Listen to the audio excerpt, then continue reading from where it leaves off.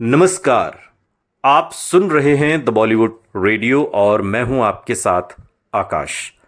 दोस्तों, आज के इस पॉडकास्ट में बात राजेश खन्ना और धर्मेंद्र की।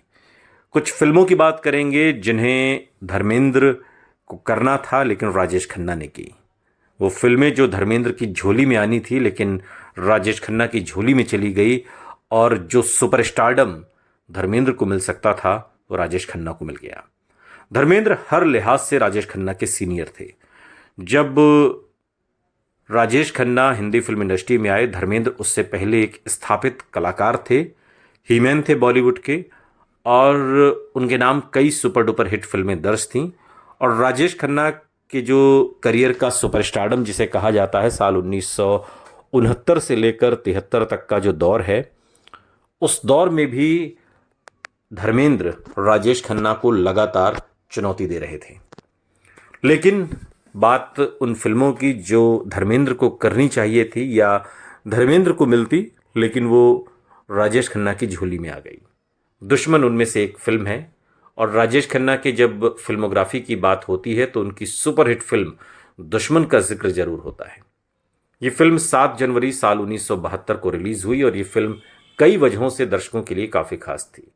और वहीं फिल्म के मेकर संग इसका रिश्ता भी काफ़ी खास था। दुश्मन फिल्म को दुलाल गुहा ने निर्देशित किया था, जबकि इसके निर्माता प्रेम जी थे। फिल्म भारतीय बॉक्स ऑफिस पर बहुत अच्छा प्रदर्शन उसने किया और ये उस साल की तीसरी सबसे ज़्यादा कमाई करने वाली बॉलीवुड फिल्म थी।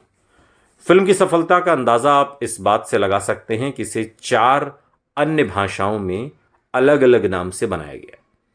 इसे तमिल में नीति के नाम से बनाया गया, जो 1972 में रिलीज हुई। 1974 में तेलुगु में खैदी बाबा के नाम से, और 1974 में ही मलयालम में माट्टोली के नाम से इसे बनाया गया। 1989 में इसे कन्नड़ में होसा थीरपू के नाम से बनाया गया, और उस दौर की मीडिया रिपोर्ट्स की माने तो इस फिल्म ने करीब 1.20 करोड़ के बजट में ये बनी, और जब रिलीज हुई तो दर्शकों ने इसे खूब प्यार दिया। फिल्म के गाने और कहानी ने दर्शकों का दिल जीत लिया, और कहा जाता है कि फिल्म लोगों को इतनी पसंद आई कि बॉक्स ऑफिस पर 4 करोड़ का शानदार बिजनेस किया, जबकि इसे दुनिया भर में 6 करोड़ के आसपास का इसका जो कलेक्शन है वो देखा गया। हालांकि इस फिल्म के बारे में बहुत कम लोग जानते हैं कि जिस सुरजीत सिंह नाम के किरदार से राजेश खन्ना दर्शकों के फेवरेट बन गए, दरअसल उसके लिए धर्मेंद्र डायरेक्टर की पहली पसंद थे। उस दौर की मीडिया रिपोर्ट्स की माने तो दुलाल गुहा और प्रेम जी की पहली पसंद धर्मेंद्र थे। धर्मेंद्र के अनुसार, और वो फिल्म करना चाहते थे लेकिन बात नहीं बनी। रिपोर्ट्स की माने तो धर्मेंद्र इस फिल्म को करने के लिए प्रोड्यूसर से काफ़ी बड़ी रकम की डिमांड कर रहे थे, और जिसे वो पे करने के समर्थन में नहीं थे। और ऐसे में मेकर्स ने राजेश खन्ना से संपर्क किया और वो इस फिल्म में काम करने के लिए राजी हो गए। और कहते हैं कि साल 1969 में आई फिल्म आराधना के बाद राजेश खन्ना की जो मार्केट वैल्यू थी वो काफ़ी बढ़ गई थी। हालांकि उन्होंने दुश्मन फिल्म को आराधना से पहले साइन किया था और कम फीस पर साइन किया था, इसलिए इस फिल्म के लिए राजेश खन्ना को कम फीस मिली। रिपोर्ट्स तो ये भी बताती हैं कि फिल्म दुश्मन का नाम पहले जंजीर रखा गया था, लेकिन निर्माता चूंकि इस टाइटल से खुश नहीं थे तो आखिरकार उन्होंने दुश्मन नाम चुना। और प्रकाश मेहरा को जंजीर टाइटल एक तरीके से उपहार में दे दिया, जिस पर उन्होंने अमिताभ और जया भादुड़ी, प्राण साहब को लेकर फिल्म बनाई, और फिल्म सुपर डुपर हिट हुई, और ऐसी हिट हुई कि अमिताभ बच्चन को एंग्री यंग मैन का खिताब इस फिल्म से मिल गया। लेकिन एक और फिल्म थी जो ऋषिकेश मुखर्जी बना रहे थे, और फिल्म का नाम है आनंद। और इस फिल्म को पहले ये फिल्म मिलनी चाहिए थी धर्मेंद्र को, बात धर्मेंद्र से ही हो रही थी, लेकिन ये फिल्म किसी तरीके से राजेश खन्ना की झोली में चली गई। 1971 में निर्देशक ऋषिकेश मुखर्जी ने राजेश खन्ना और अमिताभ बच्चन को लेकर आनंद बनाई। और मीडिया रिपोर्ट्स की माने तो इन दोनों अभिनेताओं से पहले निर्देशक की पहली पसंद धर्मेंद्र और किशोर कुमार थे, लेकिन बाद में उन्होंने राजेश खन्ना और अमिताभ बच्चन को फिल्म में साइन कर लिया था। और जो फिल्म इतिहासकार हैं दिलीप ठाकुर, उन्होंने एक इंटरव्यू दिया और उस इंटरव्यू में खुलासा किया कि धर्मेंद्र ऋषिकेश से बहुत नाराज़ हुए जब उन्होंने धर्मेंद्र को रिजेक्ट करके राजेश खन्ना को लिया, क्योंकि उन्होंने उन्हें छोड़ दिया और आनंद के लिए राजेश खन्ना को साइन कर लिया। और उन्होंने ऋषिकेश से इस बात पर सवाल उठाया। उन्होंने फिल्म की कहानी उन्हें सुनाई थी, लेकिन भूमिका राजेश खन्ना को दे दी। 70 के दशक की शुरुआत में राजेश खन्ना अपने करियर के शिखर पर थे और फिर भी उन्होंने आनंद के लिए कोई फीस नहीं ली, और ये काम एक तरीके से उन्होंने बहुत कम फीस में किया, यूं समझिए मुफ्त में किया। फिल्म को मुफ्त में करने के बावजूद राजेश खन्ना ने फिल्म के वितरण में से अपनी अभिनय की फीस से 10 गुना ज़्यादा कमाई की, क्योंकि उसका जो वितरण का काम है वो उन्होंने अपने हाथ में ले लिया। दिलीप ठाकुर जो फिल्म इतिहासकार हैं वो बताते हैं कि राजेश खन्ना ने आनंद के लिए कोई फीस नहीं ली। इसके बजाय उन्होंने अपनी फर्म शक्तिराज फिल्म्स के तहत फिल्म के वितरण के राइट्स ले लिए, और उन्होंने वितरण के माध्यम से अपनी जो फीस थी उससे 10 गुना ज़्यादा कमाई की। ये राजेश खन्ना का अपना सोचना था, उनका दिमाग था, उनकी एक तरीके से उनकी पॉलिसी का हिस्सा आप कह सकते हैं। लेकिन धर्मेंद्र और राजेश खन्ना यूं पैरेलल चलते रहे, कभी आगे कभी पीछे। इस बीच एक फिल्म आई थी लोफर, और उस फिल्म में मुमताज़ धर्मेंद्र के साथ थी, और ये कहा गया कि राजेश खन्ना के सुपरस्टारडम में एक तरीके से ये बहुत बड़ी कील ठोंकने का काम धर्मेंद्र ने किया है। आज मौसम बड़ा बेईमान है, ये गाना था उस फिल्म में मोहम्मद रफ़ी की आवाज़ में, और बहुत मशहूर हुआ ये गाना, और ये फिल्म भी काफ़ी सुपर डुपर हिट रही।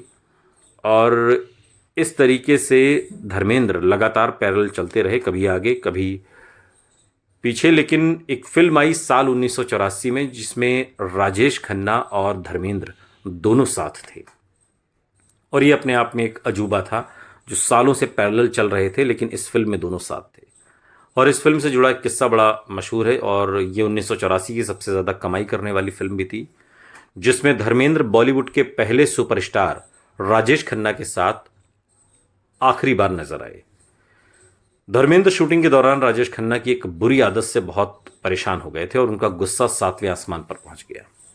वो राजेश खन्ना को सबक सिखाना चाहते थे। दरअसल राजेश खन्ना अपनी लाजवाब एक्टिंग के अलावा लेट लतीफ़ी के लिए बहुत मशहूर थे। उनमें सुपरस्टार वाली ठसक भरपूर थी, जिससे निर्माता निर्देशक ही नहीं एक्टर्स भी त्रस्त थे। पर धर्मेंद्र सेट पर उनका यूं बार बार देरी से आना बर्दाश्त नहीं कर पाए, और धर्म और कानून के शूटिंग सेट पर राजेश खन्ना घंटों देरी से आते थे। अब धर्मेंद्र ने बात के दिनों में एक इंटरव्यू में बताया भी, और कुछ दिन तक तो वो उनका इंतज़ार करते रहे, लेकिन एक दिन चीज़ें बर्दाश्त से बाहर हो गईं। धर्मेंद्र ने राजेश खन्ना को सबक सिखाने की सोची और गुस्से में उनके कमरे की ओर बढ़ने लगे, लेकिन राजेश खन्ना के एक शुभचिंतक ने उन्हें पहले धर्मेंद्र के ख़राब मिजाज के बारे में बता दिया, और धर्मेंद्र के पहुंचने से पहले ही राजेश खन्ना अपने कमरे के पीछे वाले दरवाजे से निकल गए। और इस तरीके से ये पूरा किस्सा हुआ, जब पारा एक तरीके से बढ़ गया धर्मेंद्र का, और उन्होंने अपना आपा खो दिया। हालांकि आपको बता दें, फिल्म में जया प्रदा और आशा पारेख भी अहम किरदार में थे, और ये एक फिल्म आई थी मलयालम आरंभम, उससे ये कहानी प्रेरित थी, धर्म और कानून। लेकिन चूंकि वक्त जब धीरे धीरे बदलता है तो चीज़ें बहुत बदल जाती हैं, और सोचने का तरीका भी। धर्मेंद्र सालों बाद उन्होंने एक इंटरव्यू दिया, और उस इंटरव्यू में इस बात को स्वीकार किया कि देखिए, सुपरस्टार अगर कोई इस इंडस्ट्री में रहा तो वो सिर्फ राजेश खन्ना थे। बहुत बड़े बड़े सितारे आए, उनसे भी बड़े स्टार हुए, दिलीप साहब हुए, देवानंद हुए, लेकिन जो सुपरस्टार वाली बात है और जो सुपरस्टारडम वाली बात है वो सिर्फ राजेश खन्ना के साथ थी। इस बात को धर्मेंद्र भी कहते हैं। और धर्मेंद्र चूंकि एक ज़माने में अमिताभ बच्चन को टक्कर देते थे, राजेश खन्ना को उनसे टक्कर चलती रही, लेकिन उन्होंने कभी खुद को एक सुपरस्टार की तरह नहीं देखा, और एक एक्टर बनकर ही वो रहे। धर्मेंद्र कहते हैं वो कोई सुपरस्टार की तरह नहीं बनना चाहते, बल्कि जैसे हैं वैसे ही ठीक हैं। और इस तरह जब एक बार उनके सामने सुपरस्टारडम की बात की गई इंटरव्यू में, तो उन्होंने कहा कि ये ढंग तो सिर्फ राजेश खन्ना को आता था, उन्हें नहीं आता, और ना ही वो सीखना चाहते हैं। और अब चूंकि इस इंटरव्यू में सनी देओल भी उनके साथ थे, और सनी देओल से ही पूछा गया कि अपने पिता की तरह सुपरस्टार होना और उस सुपरस्टारडम को बचाए रखना मुश्किल काम है। अब सनी देओल इससे पहले जवाब देते कि धर्मेंद्र ने कहा कि ये जो एडजेक्टिव आपने लगाया, जो विशेषण आपने लगाया है, ये लगाने का हुनर चाहिए। हम स्टार नहीं बने हैं, हम सिर्फ एक्टर हैं। ये जो सुपर शब्द है, सुपरस्टार शब्द है, ये हमें राजेश खन्ना ने दिया है, इसलिए ये ढंग उन्हें ही आता था, हमें ये ढंग नहीं आता, ना हम ये ढंग सीखेंगे। हम जैसे हैं वैसे चलना चाहते हैं। कोई हमें नंबर 1 कहे, नंबर 2 कहे, नंबर 3 कहे। धर्मेंद्र कहते हैं कि मेरा एक शेर है जिसे मैं हमेशा कहता हूं कि हम 3 में हैं न 13 में हैं, मगर खुदा के बंदों की उस गिनती में हैं जो खुदा को मोहब्बत, मोहब्बत को खुदा कहता है। सुनते रहिए द बॉलीवुड रेडियो, सुनता है सारा इंडिया।